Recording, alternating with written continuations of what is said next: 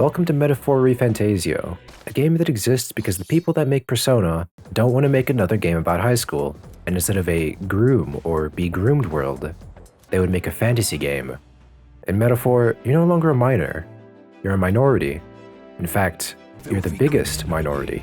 And in this fantasy world, racism isn't just common, it's the norm. Not just because you're an Elder, but because you're an American, in a world of people who speak European, and British. An Elder is one of the 9 tribes in the United Kingdom of Uchronia. The king was just assassinated in the first cutscene of the game by someone who gives off an evil vibe, and the prince has been cursed, forever unable to leave his room. Without an apparent heir to the throne, a man called Luis, who looks familiar, tries to claim the throne for himself. Your fool of a king is dead! Such power. It can't be.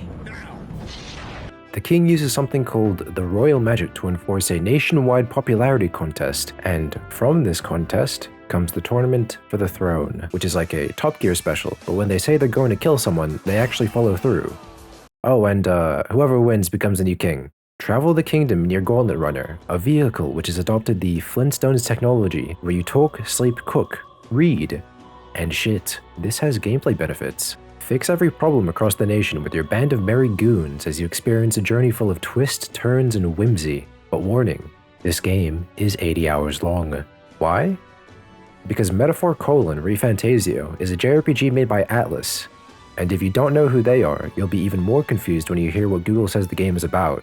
You may know them from making several games you might have seen, but they make Japanese role-playing games, which fall into 2 categories: I Will Crush Your Skull in turn-based mode, or My Life as a Japanese High Schooler. This game is a mix of them both, but as a note, they are not required reading. But they do play extremely similarly, which means they have a fuck ton of reading and turn-based combat, which may give some people the ick. Even so, it gets my recommendation. But if that isn't enough, I'll try to guide you through it as spoiler-freely as possible, and hopefully that's a good sell. Firstly, the combat. Killing shit requires turn icons.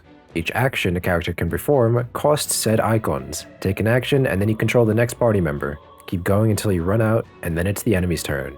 Hitting an enemy's weakness or getting a critical hit will also reduce the cost of the turn icon to half, effectively giving you another free action. But just remember that this also works for the enemy, so be very careful, otherwise the role you play will be the victim. Most actions take 1 turn icon, but the big attacks called synthesis moves cost more, and turn goblins into green stumps. Each character also has an archetype, which are the embodiments of heroic virtues. In-game, they serve as jobs or classes that your party can switch into that all have different roles they can play. For example, the mage, the go-to archetype to exploit weaknesses with a variety of elemental attacks. They also look like they experience vitamin D deficiencies. I have a theory that each archetype's appearance embodies what Atlas thinks you look like deep down. There's the warrior, a strength-based archetype using single-target attacks, the faker, an all-rounder that inflicts various debuffs, or the luck-based merchant that excels in getting that sweet green, or in this case, or even mag. Also, don't ask what stat I spec'd into. Each archetype has a Pokemon evolution line, where filling certain conditions gives you access to stronger versions of that class. I'll get to how you get new archetypes and evolve them later. Each archetype can also share skills they learn from other classes. Personally, one of my skill slots is always taken up by the merchant skill that lets me deal damage with my money, because I'll never miss the opportunity to let my ops know that I have Reeve. Oh, I had Reeve. Metaphor isn't your typical RPG though, because not only do you have to think your enemies to death, you also need hands. In the Overworld, you can find enemies roaming about. When you're ready, do a run-up and give them a concussion. Every enemy has a break gauge. Attack them enough times and they get stunned, allowing you to enter combat at an advantage. But if you're a high enough level, you can just obliterate them and skip turn-based mode entirely. However, this also works the other way around. The difference being, if we get hit, we instantly fall on our knees in the dungeon. This is an enemy ambush, and if you get ambushed on hard, you have 3 options: an instant game over, winning but at the cost of all your resources, or running away and not losing an hour of progress. One note on difficulty: this game does not hold back. If you play on hard, it will curb stomp you for not building a good team composition to match the boss you're facing, or in some cases, a standard Minotaur. There's a built-in reset button if things go bad, which gives the impression that Atlas knew they were taking the baby diapers off from Persona. They also give you the opportunity to learn what a boss will do before you fight them by buying information from your local neighborhood snitch at the tavern. So, basically, hard mode is what it says on the tin. But if you're prepared and know what you're doing, you'll be fine. Now for the other half of the gameplay. Metaphor really cares about your time, not your time, but your characters. Because to progress in Metaphor, you have to live through several months of in-game time. But this isn't Stardew Valley. Each story beat is matched with a goal to complete, which is usually completing some type of dungeon and a deadline. If you go past that date, well, then the game will call you a lazy bum. Each day, there's a variety of activities to choose from. The choices are honestly overwhelming for a new player, so let me give you the rundown. Each day has 2 time slots, afternoon and evening. In those slots, you can pick an activity to do by running around your local town. The game's pretty good at telling you what you can do because activities usually have massive icons that show up on the map. When you choose something to do, it'll tell you if it takes up time through this little clock. Most of them do, and most of them are useful. Once you're ready, you run it. That's the how. Now, the what. Where exactly do you find yourself in a given day? One afternoon, my character found themselves speaking with a Mustari, a tribe that is seen as heretical in the eyes of the church as they follow a dragon god they describe as blasphemous. Ow has come to hear them preach about their religion, but strangely enough, listening to their speech increases an in-game stat called tolerance.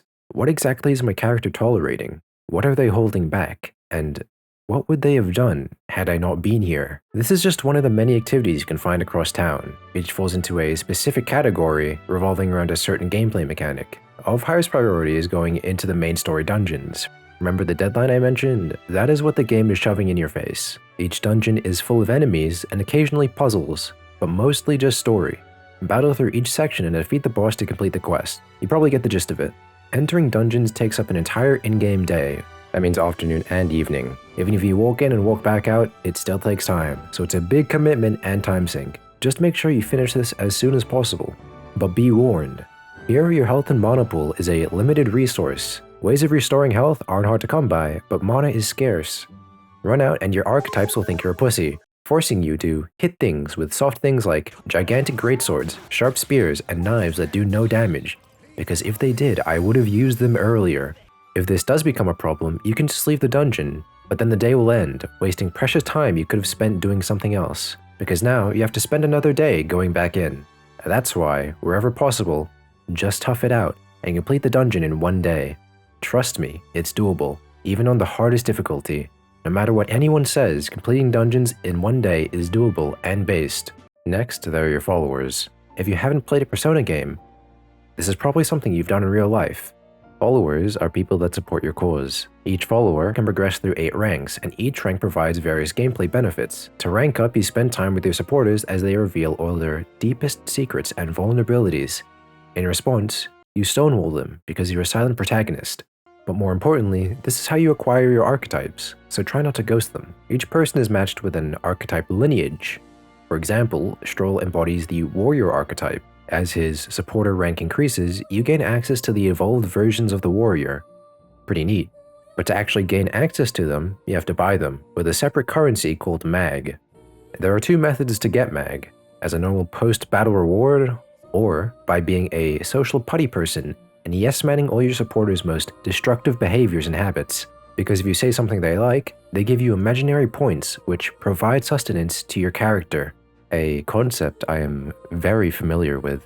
Other benefits they provide are things like discounts in stores and more experience. So whenever you can, talk to you. Well, damn. There are stats in this game which aren't combat related called Royal Virtues.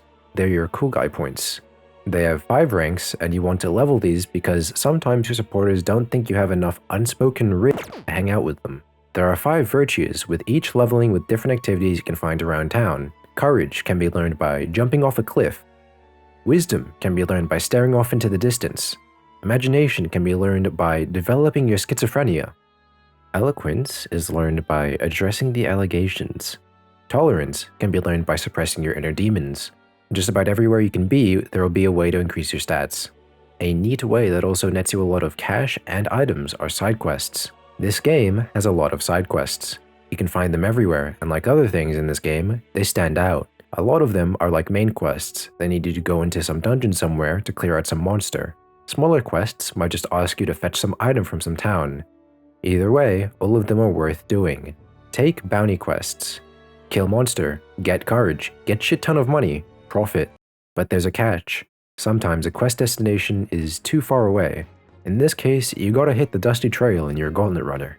Traveling in this game isn't as simple as watching a cutscene and then you're there. Instead, the game simulates travel in travel days, which are still separated into day and night, but this time, you have to find goon material in Hal's moving car house. The game tells you how many days it'll take and whether you have to set up camp, so plan accordingly if a deadline is coming up. To pass the time, you can partake in Gauntlet runner activities. Reading books is the best way to increase your royal virtues. Look at those circles. Reading an entire book takes about 3 days, with an extra bonus at the end. Each one only gives you gains in 1 virtue, and once you're finished, it becomes worthless. An alternative is to spend time with your party members. You generally get less gains than if you were to read a book, but they have a wider option of virtues to level. Also, the dialogue is nice. If you feel like it, you can also cook with your party members to get overpowered consumable items. This takes time, but there is a supporter ability to make that completely irrelevant. Also, did you ever think about doing the laundry or cleaning the car? These increase either your HP or MP. I'll be real, I never did this, but maybe my character is just canonically allergic to doing peasant work. There's much more you can do, but I'll let you figure that out. But getting back on track, explore the many dungeons across the world. Regret your decision when the normal mobs bane you because you didn't realize that the monsters get pissy when it rains. On days with bad weather, not only do the monsters get stronger, but hitting weaknesses and crits don't give an extra turn anymore. But a small shimmer of light is that this does give extra XP, but trust me when I say it's not worth it. You will get violated. But with that said, I think I've told you enough about the game's systems so that your brain won't get forcefully intruded by tutorials in the first 10 hours. Hopefully, you might have an idea of what you're doing and this solves some of your confusion. If not, the setting. The United Kingdom of Ukrainia is a classic RPG fantasy world.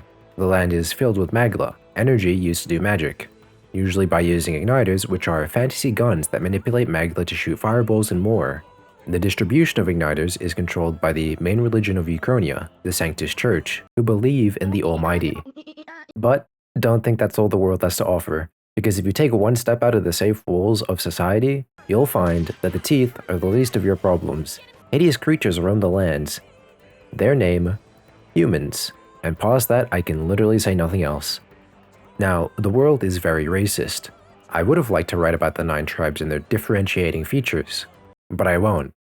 Not because I have some sort of moral code, but because the game has done it for me in their extensive in-game wiki page. So, let it be known that there is a tutorial for discrimination. The Klamar, the most abundant tribe in Ukrainia, distinguished by their horned heads, Klamars value freedom and dislike illogical restraint, seeking governmental jobs such as being the sole tribe that make up the royal family. The Rasante, metaphors elves or knife ears, another prevailing tribe in the world. Besides their ears, they tend to be physically adept, with the women dominating the men. Along with their strength, they are described as having a belligerent temperament. The Parapis, dog people, tails and ears included, the third largest tribe. Honest with their emotions, they enjoy hedonism and are drawn to activities such as drinking lean and vaping. Because of this, they are discriminated against in large cities. In one of the first few cutscenes, a young Parapis man is brutally hanged for drinking too much prime and eating too much lunchly. The Ujif. The Parapis are just weeb shit on the furry scale. The Ujif are just straight up furries, small bat people with wings and long ears preferring a nocturnal lifestyle with their natural night vision. Society dislikes Ujif for looking like little goons. Highly discriminated against, preferring to live life as farmers or hunters, valuing harmony. But as stated in the Dummy's Guide to Racism, they are indecisive, lowering their status in the world. The Roag. A long-lived tribe with marks on their face. The distinguishing feature is that most people think they're old. That's it. The Ishkia, a tribe born with bird-like wings. Known for being intellectuals, they find jobs as scholars and sanctors. Ishkia are one of the smaller tribes, but avoid discrimination because they're not poor. They also like to speak like Redditors when given the chance, sometimes giving them a bad reputation. If this occurs, a small racist remark you can make as a sort of counter-strategy is making fun of them for not being able to fly. The Nydia, anime people in an anime game. known for being charismatic and good at glazing other people, sometimes given the reputation of being deceptive and shrewd, the Mustari. They have a third eye, typically found with mosques on their heads. They are commonly shunned in cities where sanctism has taken hold, often denounced for their religion, which believes dragons are the progenitor gods. Essentially, they're Scalies, the Elda, the tribe of our protagonist, and also the one that is the target of the most racism. Elda lack any distinguishing features, and are seen as inferior beings. They are also persecuted by the church for essentially inheriting generational cooties. But anyway, this has been the beginner's guide to discrimination. Try not to put it into practice. The story. I made a brief synopsis before, but now I'll give you a bit more context. Remember when I said the prince was cursed? No? Well, the one who did it is the same guy who assassinated the king. Our character is the childhood friend of the prince, tasked with the mission of lifting the curse by obtaining its magic formula. To get close enough to find it, we enter the tournament for the throne with the sole purpose of doing tricks on it, all for the sake of entering Luis's Mercedes-Benz.